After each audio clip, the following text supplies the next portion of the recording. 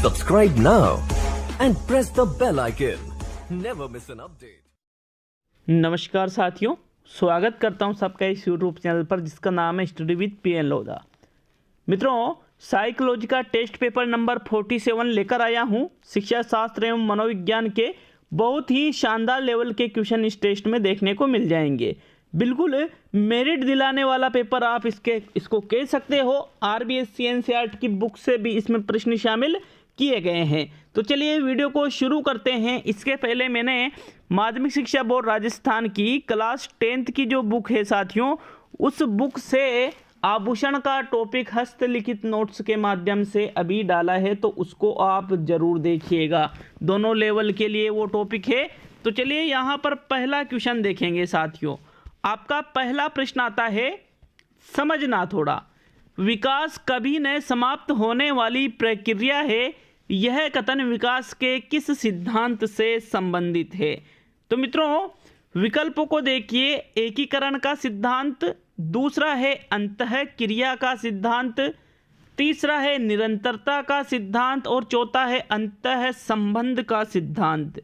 मित्रों, right answer का चयन कीजिए। कौन सा सही आंसर है आपका इसमें?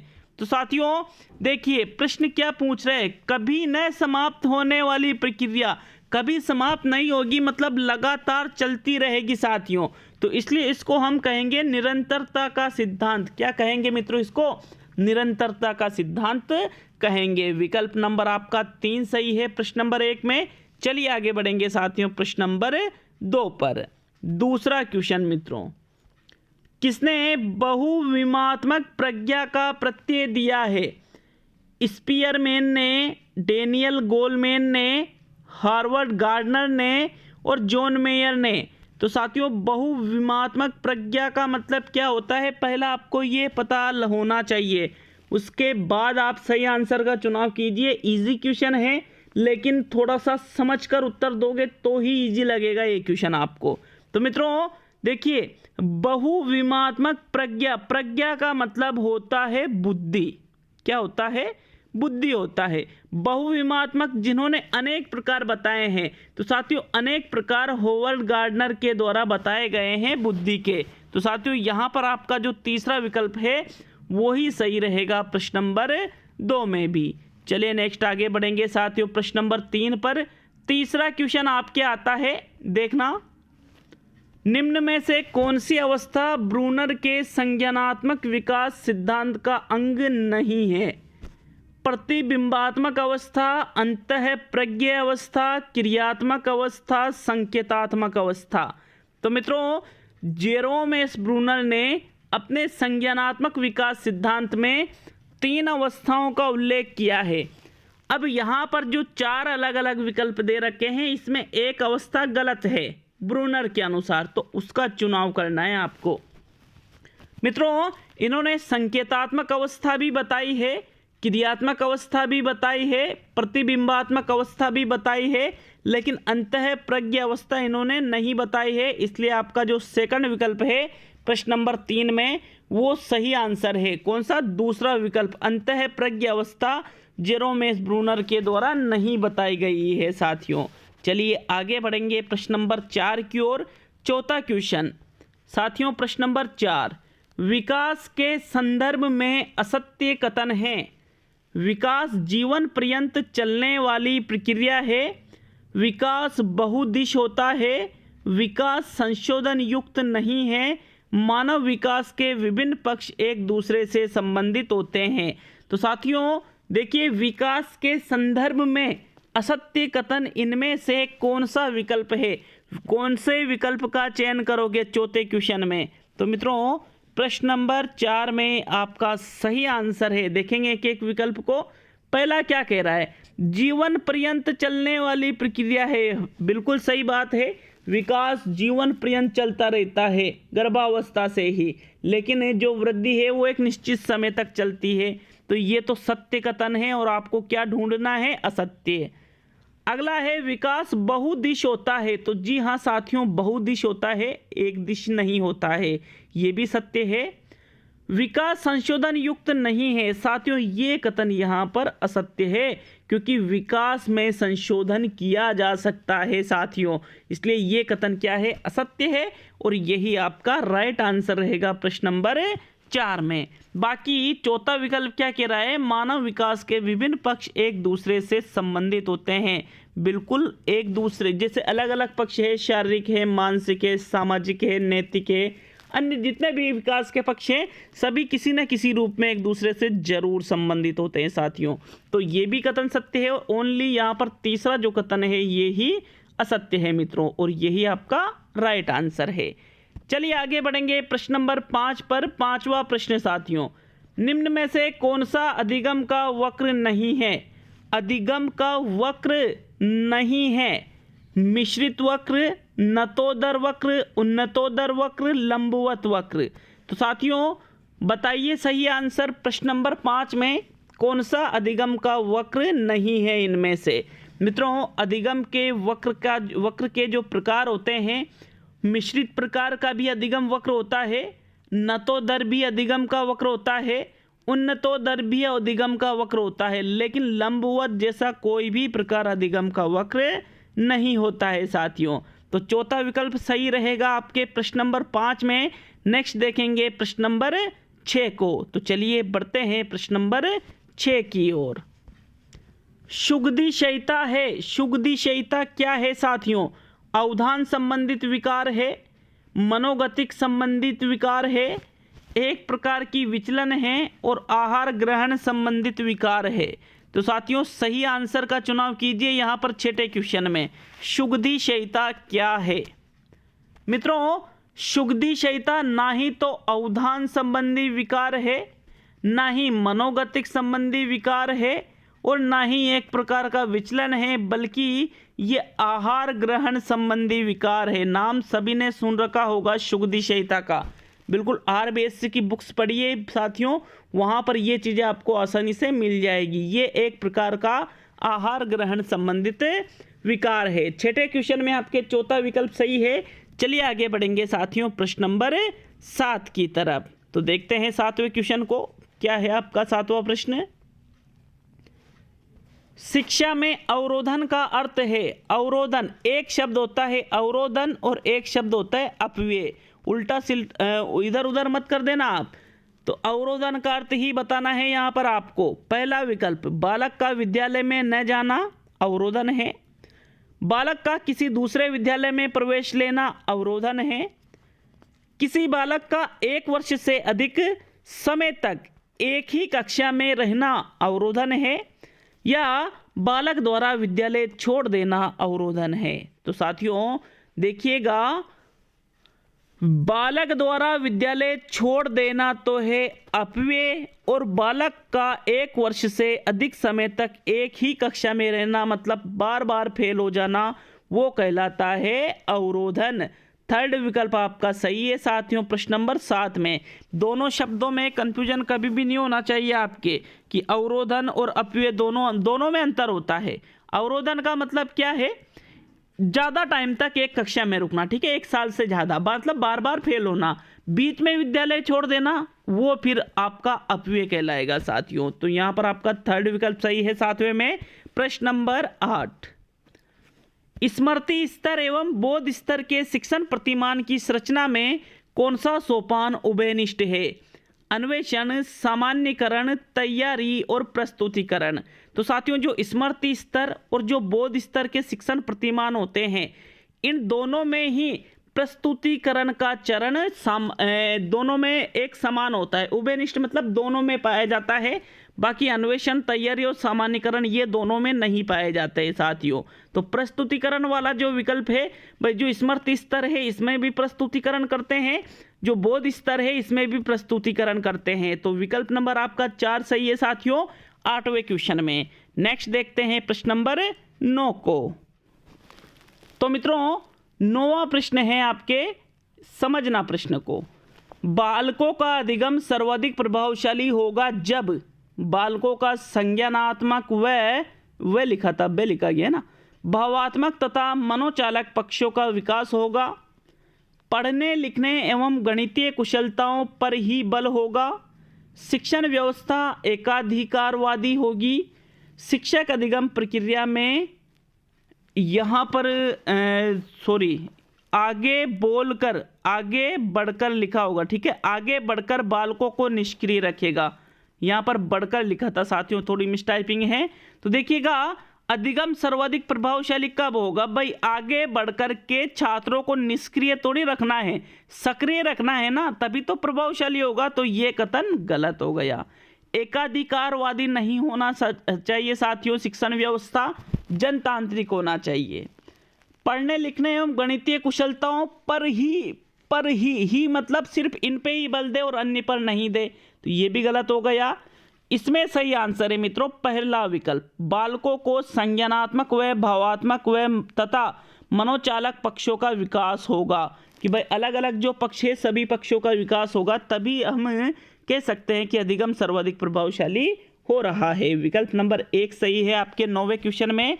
नेक्स्ट प्रश्न नंबर 10, तेज दौड़ना, दौड़ प्रतिस्पर्धा में आनंद लेना जैसे स्थूल पेशीय कौशल किस उम्र में विकसित होते हैं?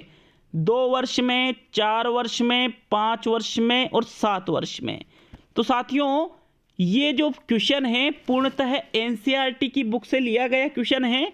बिल्कुल वहां पर साफ साफ लिख रखा है कि बालक तेज दौड़ना, दौड़ प्रतिस्पर्धा में उन्हें आनंद आने लग जाता है जैसे जो स्थूल पेशीय कौशल है ये बालक में 5 वर्ष की उम्र में विकसित होते हैं। थर्ड विकल्प आपका सही रहेगा प्रश्न नंबर 10 में। नेक्स्ट देखेंगे साथियों प्रश्न नंबर 11 को। तो चलिए बढ़ते हैं 11वें क्वेश्चन की ओर।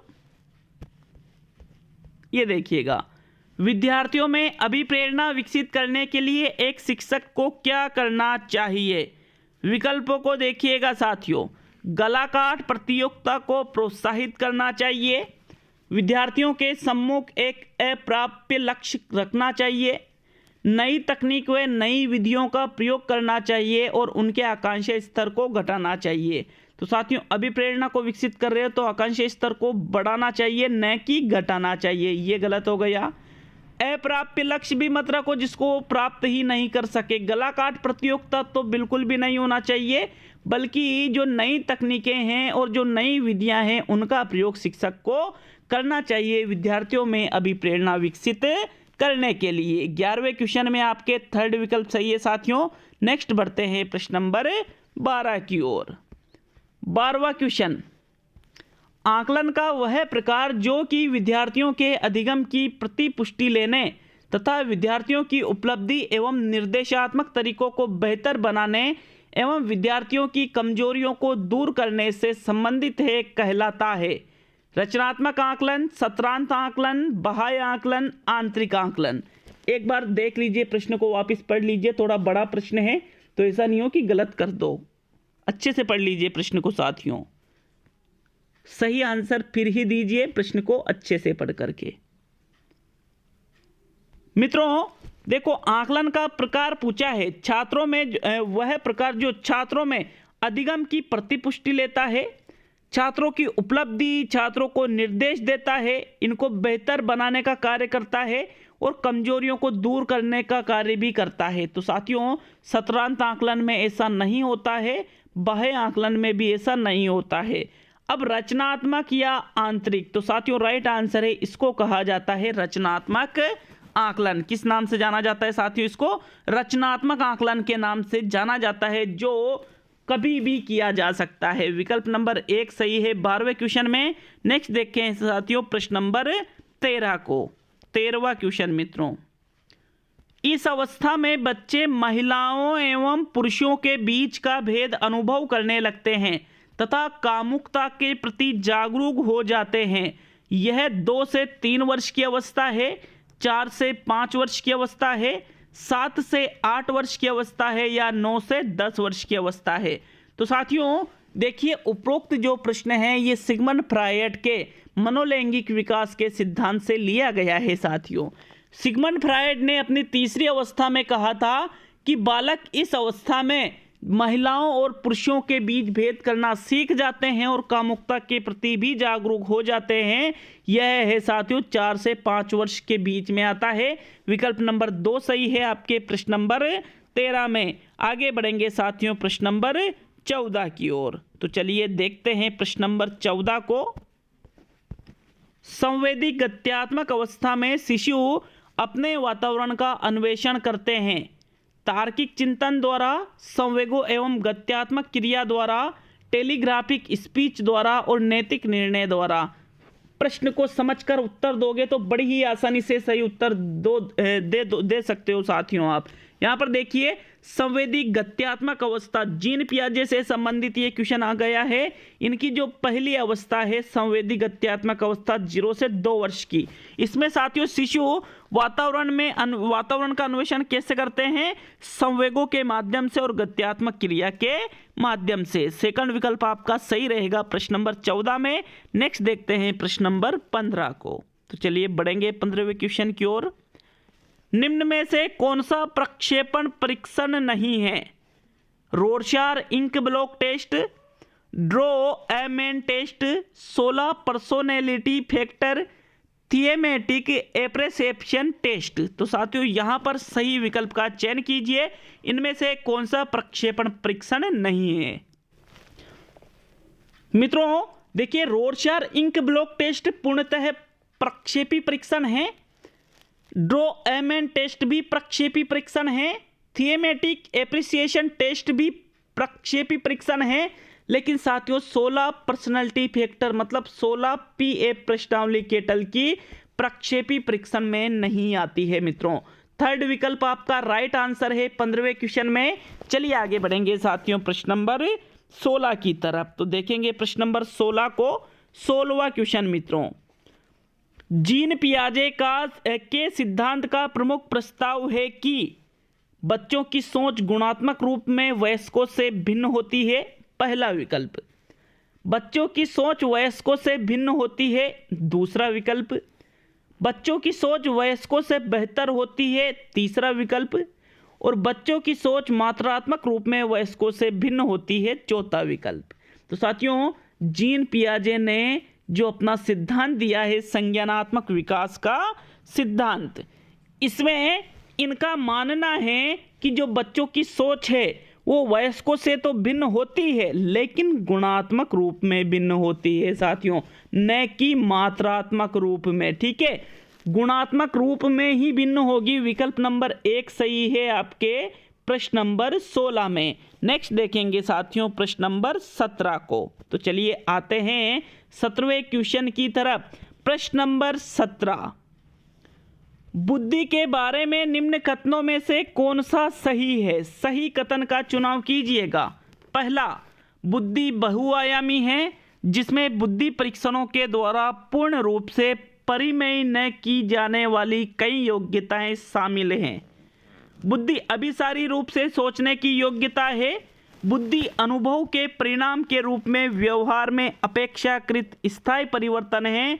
और बुद्धि आनुवांशिक विशेषक है जिसमें मानसिक गतिविधियां जैसे स्मरण एवं तर्क शामिल होते हैं। तो साथियों आपको चारों ही कथन यहाँ पर सही लग रहे होंगे, चारों ही कथन यहाँ पर सही लग रहे होंगे, लेकिन फिर भी सबसे बेस्ट विकल्प का यहाँ पर आपको चुनाव करना है 17वें क्वेश्चन में। जब इस प्रकार का प्रश्न एग्जाम हॉल में आ जाए तो यकीन मानिए गलत होने के 90% चांस है। 90% मतलब वैसे तो 4 ही ऑप्शन है तो भाई 75% चांस हो जाते हैं। 1% यहाँ पर एक विकल्प सही होता है तो यहाँ पर 3 विकल्प गलत होते हैं और यहाँ पर तो चारों ही सही लग रहे हैं हमको। तो मित्रों देखिएगा बुद्धि के बारे में, देखो अनुभव के परिणाम स्वरूप व्यवहार में अपेक्षाकृत स्थायी परिवर्तन तो अधिगम कहलाता है, बुद्धि नहीं कहलाती है। तो हम एक विकल्प को तो बाहर निकाल देते हैं। अब हमारे सामने पहला, दूसरा और चौथा। तो साथियों अभिसारी रूप में सोचने की क्षमता या योग्यता को ही बुद्धि कहते हैं, ऐसा भी कोई जरूरी नहीं है, क्योंकि सिर्फ अभिसारी चिंतन के अलावा भी बुद्धि अनेक कार्य करती है। तो हम यहाँ पर भी इसको बाहर निकाल देते हैं। अब साथियों इसका राइट आंसर है बुद्धि बहुआयामी है। ठीक है, कैसी है बुद्धि? बहुआयामी। इसमें अनेक आयाम है, अनेक तत्व है, अनेक क्षेत्र है इसके, जिसमें बुद्धि परीक्षणों के द्वारा पूर्ण रूप से परिमेय न की जाने वाली कई योग्यताएं शामिल है।